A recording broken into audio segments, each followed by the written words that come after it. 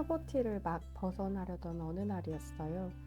달리기를 하는데 한 6km 지점쯤 되면서 왼쪽 무릎 측면 그리고 허벅지로 올라가는 그 부위가 아프기 시작했습니다. 또 어느 날 달리기를 마치고 나니 무릎 앞쪽이 아파오기도 했어요. 발바닥이 당기고 발을 디디는 것이 불편한 날도 있었습니다. 조금 당황스러웠어요. 달리는 게 막 재밌어졌는데 다시 못 뛰는 건 아닐까 걱정도 됐습니다. 달리다가 무릎이 아파오기 시작했을 때 오늘 더 달려도 되는 걸까? 내일 또 달려도 될까? 이런 질문이 생기지 않으셨나요? 초보러너에겐 궁금한 지점일 것 같아요. 오늘은 초보를 위한 달리기는 어떤 것이 좋을까? 매일 달리는 게 좋을까? 아파도 달려야 하는 걸까? 아프면 쉬어야 하나? 다른 방법은 없을까? 이런 궁금증들을 해결해보는 시간을 가져보겠습니다. 도움이 되는 정보들이 많으니까 끝까지 시청해주세요. 여러분은 매일 달리고 계시나요? 지금 초보 러너이신가요? 아니면 중급자이신가요? 매일 달리는 게 좋은 걸까요? 아니면 휴식을 포함하는 달리기가 좋은 걸까요? 생각해 보신 적 있으셨나요? 저의 이야기를 나눠보자면 저는 일주일에 3회 달리는 루틴을 이어왔습니다. 달리기와 회복을 한 세트로 맺어서 달리기를 이어온 거죠. 월요일에 달리고 화요일에 쉬고 수요일에 다시 뛰고 목, 금 쉬고 토요일에 뛰고 이렇게 월, 수, 토 혹은 화, 목, 토 이런 식의 훈련을 해왔습니다. 여러 이유들이 있었는데 가장 큰 이유는 운동 부족인 저의 체력과 초보 러너의 부족한 근육들 때문이었습니다. 고백하자면 저는 운동신경이 없는, 아니 운동을 잘 못하고 그러니까 운동을 싫어하는 사람이었어요. 주로 앉아서 책 읽고 차 마시고 이런 거 좋아했고요. 지인들과 이야기를 나누고 가까운 거리도 가급적 차를 타고 다니는 사람이었습니다. 남자아이를 키우고 있는데 함께 축구를 하러 나가면 막 따라다니느라고 힘들어 죽는 왜 주변에 많잖아요. 여러분은 달리기 전에 어떤 삶을 살고 계셨어요? 이렇게 운동 가는 거리가 먼 생활을 하던 사람이었던지라 전체적으로 근육량도 낮은 편이고요. 기본적으로 체력도 약한 편이었습니다. 사실 매일 달리기는 달리기 습관을 들이기에도 엄청난 이점이 있을 뿐만 아니라 중급 이상의 러너분들께는 어쩌면 당연한 일일 수도 있어요. 하지만 저처럼 체력이 약한 경우 혹은 근력이 부족한 경우에는 조금 다른 접근법으로 훈련을 이어가야 합니다. 특히 달리기는 발목이나 무릎 정강이 그리고 허벅지 같은 하체에 평소보다 큰 힘을 필요로 하는 운동이기 때문에 처음 달리기를 시작하는 사람들, 그 중에서도 평소 운동을 전혀 하지 않았던 사람들은 갑자기 매일 달리기를 하게 되면 긍정적인 효과보다는 부정적인 결과를 얻게 될 가능성이 높습니다. 주변의 근육들이 달리기에 충분히 단련되지 않았기 때문에 부상의 위험이 높아질 수 있거든요. 많이들 알고 계시는 런데이라는 앱에서 초보 러너들의 달리기 도전을 돕는 30분 달리기 도전의 경우에도 주 3회 달리기 그리고 휴식을 포함하는 프로그램으로 짜여져 있지요. 또 헬스장에서 웨이트 트레이닝을 할 때도 부위별로 3분할 운동 이렇게 운동 후 며칠의 휴식을 통해 근육이 성장하는 것을 기다리곤 하잖아요. 이처럼 달리기에 필요한 근육이 충분히 발달하지 않은 초보 러너에게는 휴식이 선택이 아닌 필수사항이라고 생각합니다.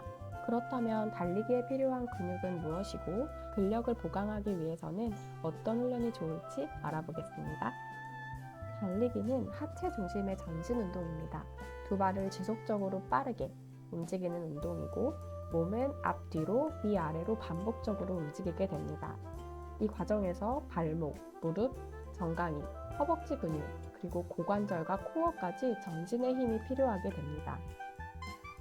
대둔근이나 내전근, 대퇴사두근, 햄스트링 같이 허벅지 근육을 단련하면서 무릎 주변부의 근육을 강화할 수 있고요.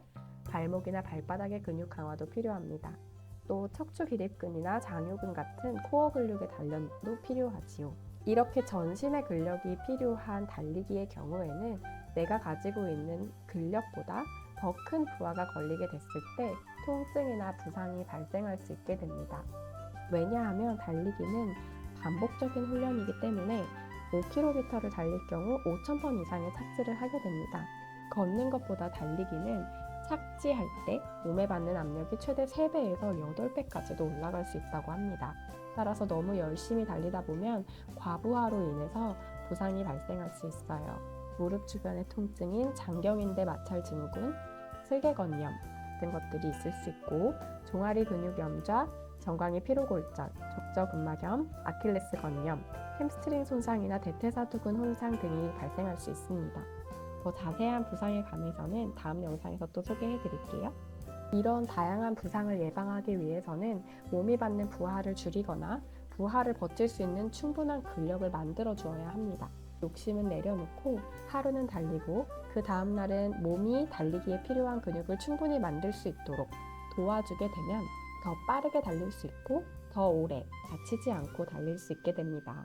보통 무릎이나 발목 같이 관절 부위가 아픈 경우에 나는 관절이 약해 이렇게 생각하는 경우가 많은데요. 실제로는 관절이 아닌 관절을 묶어내고 있는 근육이 약하기 때문에 그 관절 부위가 아프게 되는 것이거든요. 그래서 근력이 약한 경우에는 반드시 달린 후 보강 훈련을 진행해 주어야 합니다. 휴식날 보강 훈련을 이어가는 게 좋겠죠? 근력 운동과 달리기를 세트로 이어가면서 탄탄해진 근력으로 체력도 운동 능력도 대폭 향상되는 걸 경험하실 수 있을 거예요. 단백질을 충분히 먹어서 근육의 성장을 도와주면 좋습니다. 저는 처음에 달리기를 하다가 고관절 부위가 뻐근하고 아팠어요. 이 부위에 근력이 생기고 있구나. 나에게 부족한 부분이구나. 이 지점을 알게 됐습니다. 그래서 보강 훈련으로 엎드려 피치라고 부르는 운동이 있는데요. 마운틴 클라이머를 빠르게 진행하는 거예요. 플랭크 자세에서 상체를 고정한 채 달리는 것처럼 빠르게 무릎을 배꼽 주변까지 들어 올리게 되는데요. 최소 50회씩 5세트 이상 진행해주면 좋습니다. 그러니 근력이 증가하여 고관절부의 통증은 사라졌어요. 그리고 또 하나의 보강 훈련으로 추천하게 되는 것은 스레레라고 불리는 스탠딩 레그 레이즈업인데요.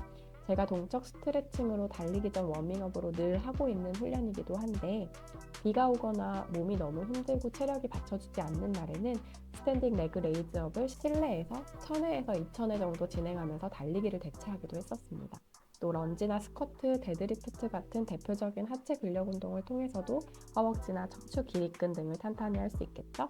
종아리 근육을 위해서는 줄넘기나 카프레이즈 등의 동작도 도움이 된다고 합니다. 초보일수록 더 잘 달리고 싶고 달리기의 효과를 더 많이 보고 싶어서 매일 달리고 싶은 마음이 들 수 있을 것 같아요.